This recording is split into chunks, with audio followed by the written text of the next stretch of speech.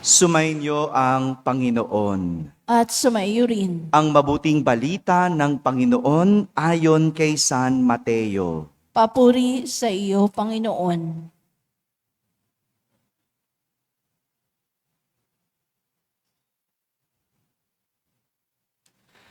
Noong panahong iyon, sinabi ni Jesus sa kanyang mga alagad, "Kayo ay asin sa sanlibutan. Kung mawalan ng alat ang asin, paano pang mapapanauli ang alat nito? Wala na itong kabuluhan, kaya't itinatapon na lamang at niyayapakan ng mga tao. Kayo ay ilaw sa sanlibutan. Hindi maitatago ang isang lungsod na nakatayo sa ibabaw ng burol.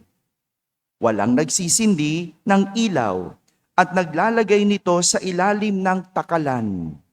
Sa halip ay inilalagay ito sa talagang patungan upang matanglawan ang lahat ng nasa bahay.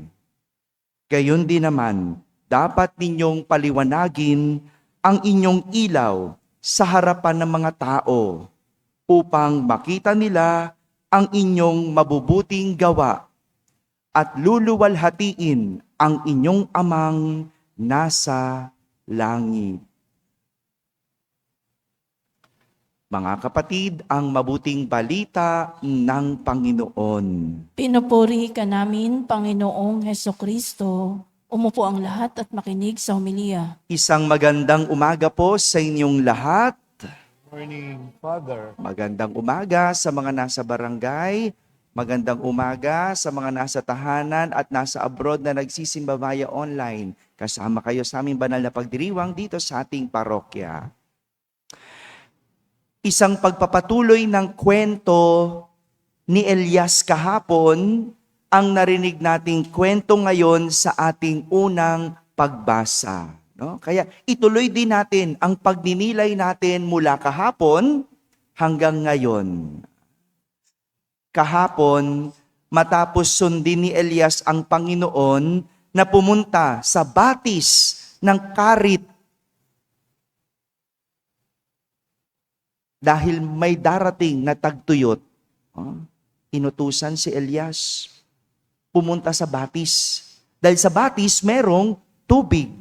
Yun ang makakapagpanatili sa kanyang buhay. Dahil may darating na tagtuyot. Kahapon yon. At anong ginawa ni Elias? Sinunod niya ang Diyos. Pumunta siya sa batis ng Karit. Ngayon naman, inuutusan siya ng Diyos na pumunta sa Serepta, sa lupain ng Sidon, kung saan merong isang balo ang magpapakain sa kanya doon. Kasi hindi nagtagal, natuyo na rin yung batis. Di ba? Kasi nga, merong tagtuyot. Kaya pinaalis na siya ng Diyos kung saan siya unang dinala at pinapunta sa isang balo, sa lupain ng Sidon, sa Serepta, kung saan siya ay mapapakain. Ang galing, no? Pinalipat si Elias ng Panginoon. Mula doon sa dating nagbibigay sa kanya ng buhay, pinalipat siya. No? Magaling ang Diyos eh. Talaga, no? Alam niya kung saan tayo dadalhin. Alam niya kung saan tayo ilalagay. Kung gagamitin lang natin ang isip at katwiran ng isang tao, mahirap paniwalaan ang sinasabi ng Panginoon. Mahirap paniwalaan ang karunungan ng Panginoon. Paano ka ba naman mapapakain ng isang balo kung wala na siyang asawa na naghahanap buhay sa kanya? Kung gagamitin lang ang isip at katwiran ng tao, sasabihin mo, anong ipapakain ng balo? Kulang pa nga sa kanya kung anong meron siya. Pero mabuti na lang, hindi sariling isip at katwiran ni Elias ang kanyang pinairal, kundi ang katwiran at karunungan ng Diyos. Ito ang dahilan kaya marami sa atin hindi nakatutupad sa kagustuhan ng Diyos ay dahil ang pinaiiral at ang nangingibabaw ay ang sariling isip, sariling katwiran. Ang tao pa naman, hindi maubos-ubusan ng katwiran. Tama? Di ba? Ang galing mga tuwiran ng tao, no? Pag tinuturuan mo, mas marunong pa sa'yo. Di ba? Ay, ang dami ngayon, marurunong pa sa amo. Ang dami ngayon, mas marurunong pa. No? May kanya-kanyang mga, kanya-kanyang sinasabi. Hindi ka pa tapos magsalita, nangangatwiran na. Maraming ganyan, di ba? Kahit sa simbahan tinuturuan mo, hindi ka pa tapos. Meron na agad sagot. Kaya yan ang problema Kaya hindi nakatutupad sa kagustuhan ng Diyos kasi ang tao laging nangingibabaw ang sariling katwiran, sariling isip. Hindi mo na sumunod. Hindi mo muna gawin. Hindi mo muna pakinggan. Kaya sa huli, hindi tayo nakapagbibigay ng buhay. Kasi napipigilan ang karunungan ng Diyos dahil sa ating mga katwiran. May karunungan ng Diyos Mabuti na lang si Elias, masunurin sa Diyos. Kaya sa huli, nagbigay siya ng buhay sa balo. At ang balo, nabigyan din ng buhay. Ano nangyari? Napakain siya ng balo, at yung balo, dahil nagpakain sa kanya, hindi natuyo ang langis sa tapayan ng balo, at hindi naubos ang harina sa garapon ng balo. Tingnan nyo, no? Ang galing ng disenyo ng Diyos. Ang galing kasi may plano talaga ang Diyos kung saan ka dadalhing lugar. At kahit sa lugar na pupuntahan mo, may plano na ang Diyos. Pero dahil hindi mo sinunod, hindi ka na nabigyan ng buhay, hindi rin nabigyan ng buhay yung sanang lugar na pagdadalhan sa iyo. Yan ay dahil sa mga karunungan, katwiran ng tao, hindi marunong sumunod sa Diyos. Kaya nga, sa ating ebanghelyo, pinapaalalahanan tayo ni Jesus na maging asin at ilaw ng sanlibutan. Ang asin, ang natural, na nakapagbibigay ng alat at lasa sa pagkain. Sabi ko, natural dahil sa panahon ngayon, marami na ang naglalabasang pampaalat at pampalasa. May lasa, may alat, pero hindi natural. Pero ang asin, kahit maliit, mantakin mo, ang liit-liit ng asin, kahit maliit at kahit kakaunti, kayang magbigay ng buhay sa isang lutuin. Na-imagine nyo ba yon? Diba? Ang galing ng asin, no? Ang laki ng kawang niluto mo, pero ganun din ba kadaming asin ilalagay mo? Hindi, di ba?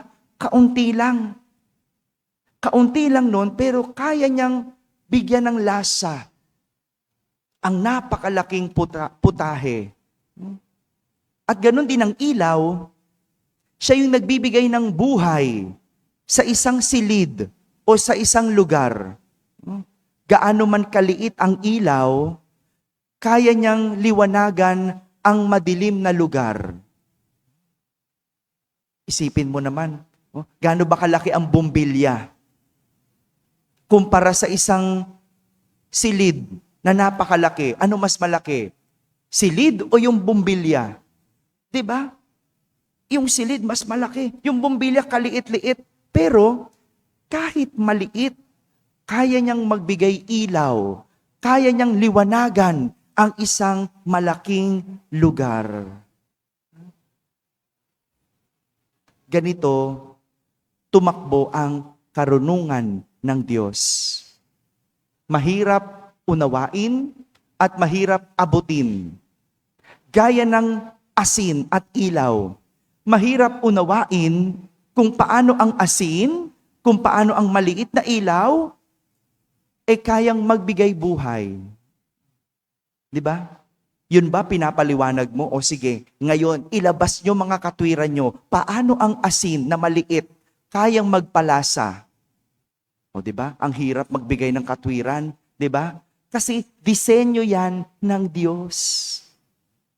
Diyos ang nakaisip niyan. Diyos ang may karunungan dyan. Kaya nga, ang ganda ng pagninilay natin kahapon, anong sabi natin? Paano patatakbuhin ang buhay? Ikaw ang tumakbo, ang Diyos ang magpapatakbo. Mahirap unawain ang karunungan ng Diyos. Pero hindi mo kailangan agad maunawaan. Dahil kung susunod tayo, sa huli, maliliwanagan tayo. Mga kapatid, hindi man natin abot ang isip at hindi man natin maunawaan ang karunungan ng Diyos, pero sa ating pagsunod, natutuklasan natin unti-unti ang mga bagay na hindi maipaliwanag, pero sa huli, ating pinaniniwalaan. Amen? Amen. Para malaman kung ikaw ay nasa lugar kung saan ka gusto ng Diyos mapunta, dalawang bagay. Ikaw ba ay nabibigyan ng buhay? At ikaw ba ay nakakapagbigay ng buhay? Yun ang tignan mo. No? Nasa lugar ba ako kung saan gusto ng Diyos? Dalawa. Ikaw ba'y nakakapagbigay ng buhay dyan? O nakakasira? Nabibigyan ka ba ng buhay dyan? O nasisira ang buhay mo? Kahit anong ganda ng lugar mo, simbahan, pamahalaan, para malaman mo kung yan ang tamang lugar mo, nabibigyan ka ba ng buhay? At ikaw ba ay nakakapagbigay buhay? Sumainyo ang Panginoon. At sumaiyo rin. At pagpalain kayo ng makapangyarihang Diyos, Ama at Anak at Espiritu Santo. Amen. Tapos na po ang ating pagdiriwang, humahiking taglay ang pag-ibig at kapayapaan ni Kristo. Salamat sa Diyos.